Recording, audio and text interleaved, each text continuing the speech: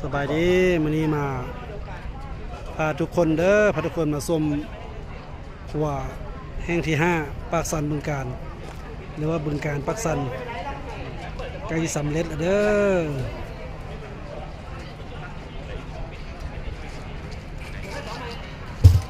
จอดเสื่อมกันแล้วนี่ฝั่งไทยอันนี้บ้านอันนี้ฝั่งลาวมื้อนี้มีกิจกรรมซ้อมมื้ออื่นสิเปิ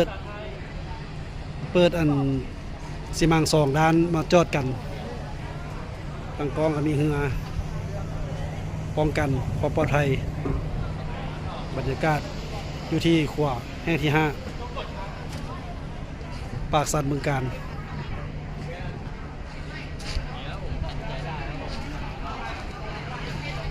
อันนี้เป็นฮูปแคน